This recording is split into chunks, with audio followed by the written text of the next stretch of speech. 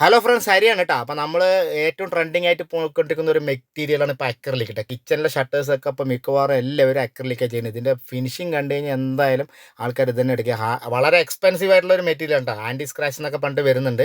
അതൊക്കെ എത്ര വിശ്വാസയോഗ്യമാണോ എന്നൊന്നും എനിക്കറിയില്ല. കാരണം എനിക്കൊരു പ്രശ്നം വന്ന് ഞാൻ നിങ്ങളുടെ അടുത്ത് ഷെയർ ചെയ്തതാണ്. ചെറിയ ചെറിയ സ്ക്രാച്ചുകൾ കണ്ടോ.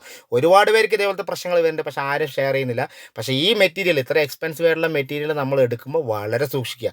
അവസാനം പ്രസ് ചെയ്ത് കഴിഞ്ഞിട്ട് ഈ സ്റ്റിക്കർ പീൽ ചെയ്യുമ്പോഴായിരിക്കും ഈ സാധനങ്ങളൊക്കെ ശ്രദ്ധിക്കുക.